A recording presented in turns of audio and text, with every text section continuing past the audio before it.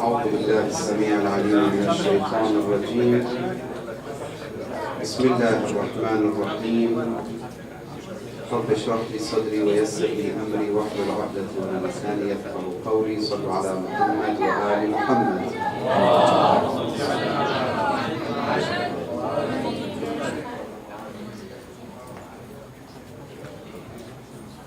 إني أخير نفسي بين الجنة والنار ولا أختار على الجنة شيئا. Aujourd'hui, je voulais discuter avec les frères, avoir des échanges sur l'histoire de Hur ibn Yazid al-Riyahi. Inch'Allah, les jeunes, ils se concentrent avec moi pour pouvoir, Inch'Allah, continuer le sujet. Al-Hur ibn Yazid al-Riyahi, peut-être vous avez entendu parler de lui dans l'histoire de Karbala. Un homme parmi les martyrs et les compagnons avec l'imam al-Hussein alayhi salam. Il était un des compagnons de l'imam al-Hussein. Mais un compagnon qu'il a suivi l'imam al-Hussein vers la fin, pas dès le départ.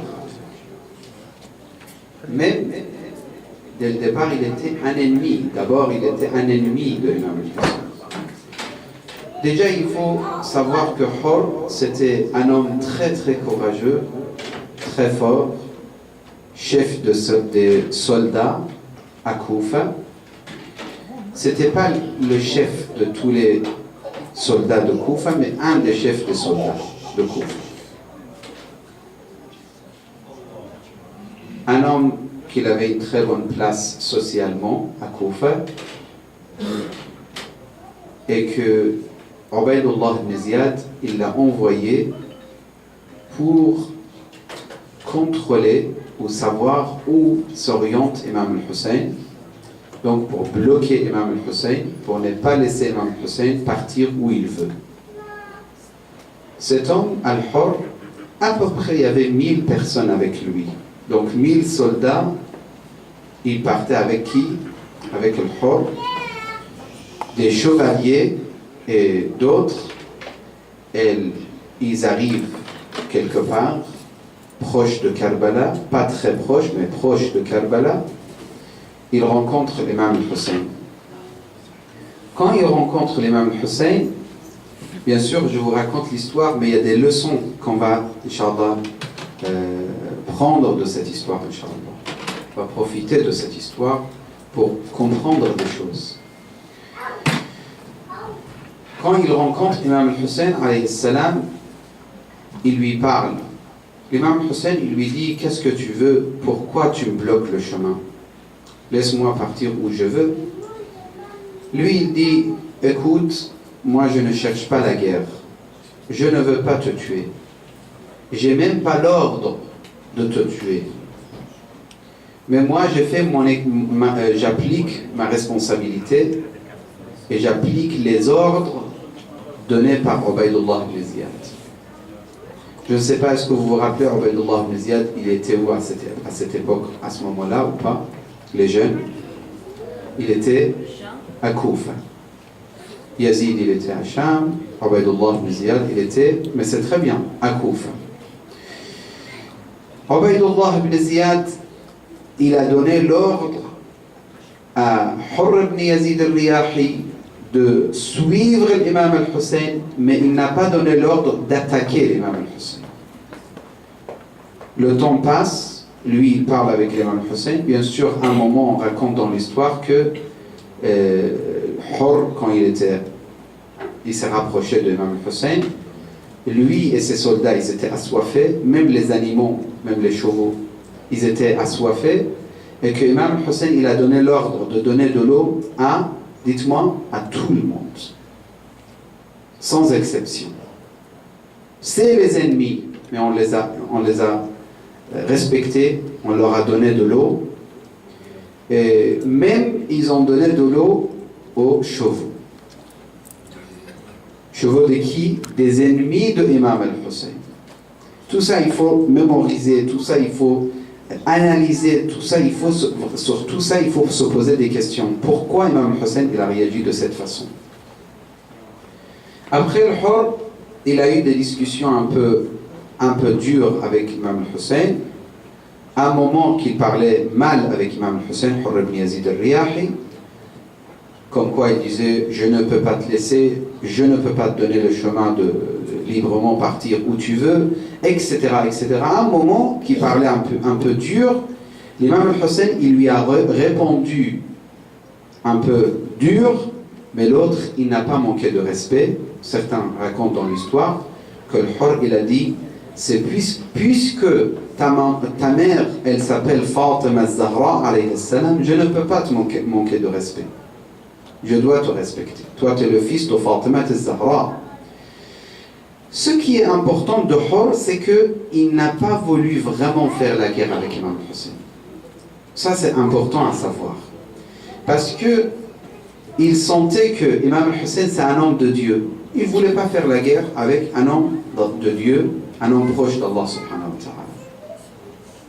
Le temps passe, la discussion n'aboutit pas malheureusement, et il n'a pas réussi à empêcher Imam Hussein à continuer son chemin ou son voyage. Finalement, écoutez bien, en fait ça c'est important, finalement il était obligé de suivre Imam al-Hussein, mais un peu avec une distance entre les deux, jusqu'à ce qu'il a reçu une lettre de Ubaydullah ibn Ziyad dans laquelle il lui dit « Tu bloques Imam al-Hussein et ses compagnons au désert, dans un endroit où il n'y a pas d'eau et il n'y a rien. » Et là, l'homme qui ramène la lettre, le messager de la part de Ubaydullah ibn Ziyad de Koufa, il dit à Hurr, écoute, tu dois respecter l'ordre parce que moi je suis l'espion. Et je vais observer, est-ce que tu appliques ce qu'il a dit Ubaydullah ibn Ziyad ou pas? Hurr, il était bloqué. Il s'est dit, qu'est-ce que je peux faire? Qu'est-ce que je peux faire? Je ne peux rien faire. Il a dit à Imam al-Hussein, tu dois rester ici, tu ne dois plus bouger d'ici. Imam al-Hussein alayhi salam, il lui a dit, laisse-moi au moins partir vers tel village ou tel endroit. Il lui a donné plusieurs possibilités. Hurr, il a dit, je ne peux pas. Tu vois bien que mon chef, mon maître, il a envoyé un espion qui m'observe et je ne peux plus rien faire. C'est là que tu dois arrêter. D'autres hadiths nous racontent, ou d'autres riwayas, il dit que Imam al-Hussein alayhi salam, il a dit c'est là la ville où on doit s'installer. C'est là, ça y est. C'est même pas la ville, c'est la terre plutôt. C'est la terre où on doit s'installer et c'est là qu'on va tomber martyr. Et c'était bien Karbala. Donc Imam al-Hussein bloqué, Hurr ibn Yazid, il faut mémoriser le nom de Hurr parce que Hurr c'est un homme qui a demandé pardon à Allah alors qu'il avait commis très grand péché. Justement, il empêche Imam al-Hussein de bouger, il empêche Imam al-Hussein de voyager, il empêche Imam al-Hussein de se sauver. Hurr ibn Yazid al-Riyahi, il reste un peu plus proche des soldats qui avaient Imam Hussein avec lui, et les jours passent, les ennemis ils arrivent. Entre parenthèses, à un moment, un des compagnons de Imam al-Hussein, il dit Yabna Rasulillah, pourquoi on ne les attaque pas? Hurr, il a que quelques centaines ou peut-être 1000 personnes avec lui. Aujourd'hui, c'est facile de les attaquer. Alors que demain ou dans quelques jours, les ennemis ils seront des milliers. Il n'y aura plus de possibilité. Donc on doit profiter maintenant. On doit les attaquer tant qu'ils ne sont pas beaucoup. Et là, subhanallah, encore une fois, Imam al-Hussein alayhi salam, il lui dit, nous on ne commence jamais la guerre. Nous, on n'est pas là pour commencer la guerre. S'ils veulent attaquer, ils commencent la guerre, ça c'est autre chose. Autrement, nous on ne commence pas la guerre. Les jours passent, le jour de Ashura arrive. Al-Hurr, comme je vous ai dit, c'était pas un homme qui tremblait de peur ou de... Non, il était un homme courageux, même très courageux. Le jour de Ashura, Ubaydullah ibn Ziyad, là, les jeunes doivent connaître qui a envoyé pour attaquer Imam Hussein comme chef de soldats de tous les soldats de Bani Umayya. C'était Omar ibn Saad. Moi, j'aimerais bien là vraiment sensibiliser ce point. S'il vous plaît, essayez de penser sur cette question. Ce point, c'est quel point je vais parler, de quel point je vais parler. Ubaydullah ibn Ziyad a envoyé quelqu'un qui s'appelle Omar ibn Saad. Omar ibn Saad, c'était quelqu'un qui connaissait l'imam al-Hussein depuis l'enfance. Écoutez bien. Omar ibn Saad, c'était une personne qui connaissait Imam al-Hussein depuis l'enfance. Et il était proche et il savait quelle perle, Imam al-Hussein, quelle perle il est et quelle spiritualité il avait. Omar ibn Saad, il s'est dit, si j'attaque Imam al-Hussein et je le tue, j'aurai le royaume de Ray. Ray, c'est une ville en Iran, le sud de Téhéran. Omar ibn Saad connaissait Imam al-Hussein, mais finalement, qu'est-ce qu'il a décidé? Il a décidé, bel et bien, de tuer Imam al-Hussein, parce qu'il y avait l'intérêt. Tout à l'heure, avec les jeunes, on a parlé de choix. Vous vous rappelez tout à l'heure? On a dit, on a le choix, on peut choisir. Donc, qu'est-ce qu'on va choisir? Les hommes ici présents dans le majlis, dans le masjid, ils ont le choix aussi. Vous, les jeunes, vous avez le choix aussi. Vous pouvez choisir, chacun de nous, il a le choix. Tu peux choisir être fidèle, tu peux choisir être très très fidèle, tu peux choisir être moyen, tu peux choisir être faible, tu peux choisir être non-croyant, tu peux choisir ce que tu veux. Tu as tout à fait le droit. Désolé, tu as tout à fait la possibilité. Mais c'est pas tu as tout à fait le droit. L'islam, il te dit, choisis le chemin d'Allah subhanahu wa ta'ala. Donc Omar ibn Saad, il a réfléchi, il a dit, l'amour de ce bas monde, pour moi, c'est préférable. Tout simplement. Omar ibn Saad a préféré ce bas monde. De l'autre côté, Hur, et il ne connaissait pas l'imam al-Hussein. Ça, c'est important à savoir. Avant Karbala, avant cette rencontre, il ne connaissait pas vraiment parfaitement l'imam al-Hussein.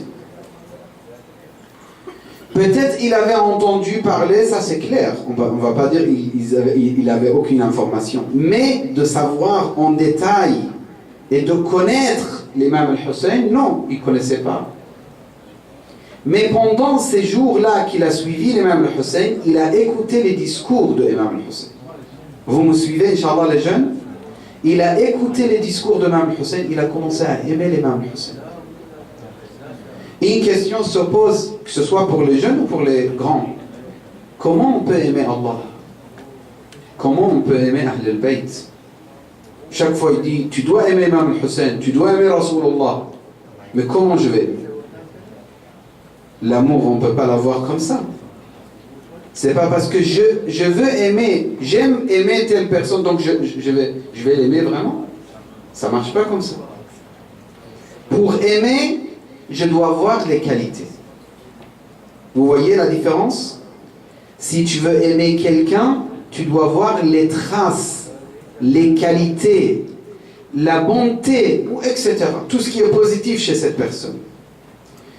Omar ibn Saad, il voyait l'imam al-Hussein, mais il n'a pas pu aimer. Parce que l'amour de ce bas monde, il a pris toute la place. Il n'y avait plus de place dans le cœur. Hurr ibn Yazid al-Riyahi, il avait l'amour de ce bas monde, mais l'amour de Hussein, il a chassé, il a fait sortir l'amour de ce bas monde de son cœur, et l'amour de Hussein, alayhi salam, qui est en réalité l'amour d'Allah, il a dominé sur le cœur de Hurr ibn Yazid al-Riyahi. Et c'est là qu'il s'est repenti. C'est là qu'il a demandé le pardon à Allah. Hurr ibn Yazid, le jour de Ashura, il s'est dit, mais c'est pas possible. Vraiment? Oh, Omar ibn Saad. Il s'est adressé à Omar ibn Saad. Il a dit, toi, en tant que chef des soldats, vraiment tu as l'intention de tuer Imam al-Hussein, de tuer Ahl al-Bayt? Vraiment tu vas commencer la guerre? Il a dit, bien sûr. Les moindres de choses qui vont se passer, c'est les têtes qui vont tomber par terre et les bras qui vont être coupés. Carrément cette phrase. C'est la phrase. Quand il a dit cette phrase, Omar ibn Saad, là, Al-Hurr, il s'est posé beaucoup de questions. Il a dit, mais non, c'est pas possible. Je croyais il y aura des discussions, je croyais il y a des efforts à faire, il y aura des efforts à faire pour convaincre Imam al-Hussein pour faire la paix avec Bani Umayya. Je croyais comme ça. Je ne pensais pas que ça sera vraiment la guerre. Là, je vais petit à petit terminer mon intervention, Inch'Allah. Concentrez-vous. Al-Hurr, il commence à se poser des questions. Et chacun de nous, quand on veut choisir les actes, on se pose des questions. Que ce soit les filles ou les garçons, les jeunes ou les vieux, les hommes âgés. On se pose des questions. Dans n'importe quel choix. Des fois pour le travail. Tu trouves un travail mais il est mauvais. Il est mauvais pour toi. Tu dois vendre quelque chose qui est haram. Tu te poses des questions. Vraiment, je vais travailler ce travail? Je vais accepter ce travail? Des fois, autre chose. Plein d'exemples on peut donner. Taïb. Al-Hurr, il s'est retrouvé, écoutez bien, il s'est retrouvé entre, et c'est la phrase de Hurr, Inni ukhayyiru nafsi. Il s'est retrouvé entre, quoi? Deux chemins. Tout simplement. Bayna al-jannati wal-nar. Et juste après, il a dit, et je jure par Allah, wa alaykum salam wa rahmatullah. Et je jure par Allah subhanahu wa ta'ala que je ne choisis rien sur le paradis. Ça veut dire que je choisis le paradis. Je ne vais pas choisir l'enfer. Et là, bien sûr, avant de dire cette phrase, il commençait à trembler. Vous savez, un des compagnons de Hurr lui a dit, pourquoi tu trembles? Tu es très courageux, toi, tu es un homme grand, guerrier. Pourquoi tu trembles? C'est là qu'il a dit, j'hésite entre l'enfer et le paradis, et je ne choisirai que le paradis. Il s'est dirigé vers Imam al-Hussein en demandant à Allah subhanahu wa ta'ala le pardon. Et en pleurant, vraiment, et en demandant à Allah le pardon. Quand il s'est approché de Abu Abdullah al-Hussein, il a dit à Abu Abdullah, Halli min tawbah. Est-ce que tu peux me pardonner? Est-ce que Dieu peut me pardonner?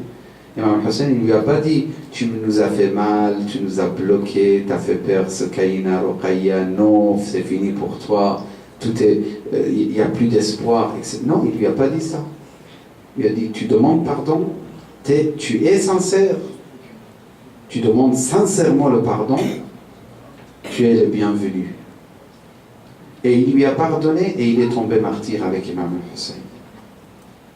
Je vous pose une question. Une question, on se pose nous tous. Al-Hurr, s'il voulait vivre très longtemps, il allait vivre combien de temps?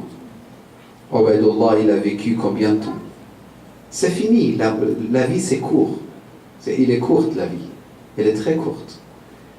On ne va pas vivre éternellement. Mais Al-Hurr, il est éternellement avec Imam al-Hussein et Ubaydullah ibn Ziyad et Omar ibn Saad dans la perdition éternelle. C'est un choix. Il a choisi l'enfer ou il a choisi le paradis, ça dépend de la personne. Aujourd'hui, nous aussi, on peut dire à Allah, Ya Allah, j'ai commis des péchés. J'ai fait des choses mauvaises dans ma vie. C'est possible. Peut-être, Inch'Allah, vous n'avez pas fait. Inch'Allah, vous ne ferez jamais. Pour ne pas faire les péchés, il faut beaucoup d'exercices, justement. Avant de faire n'importe quel acte, il faut réfléchir. Cet acte, c'est aimé par Allah ou détesté par Allah. Mais de toute façon, si jamais ça vous arrive et que vous faites quelque chose de mauvais, vous devrez choisir justement après, je me repentis ou je laisse et je continue dans le chemin de Shaitan al-Rajim. Hurr ibn Yazid al-Riyahi, il a pu choisir avec beaucoup de courage. Parce que dès qu'il a choisi, sa vie, ça y est, il était en danger en fait. Et il a perdu sa vie, mais en tant que martyr, en tant que compagnon de Imam al-Hussein. Assalamu ala al-Hussein, wa ala Ali ibn al-Hussein, wa ala aulad al-Hussein, wa ala ashab al-Hussein, wa sallallahu ala Sayyidina Muhammadin wa alihi al-Tahirin.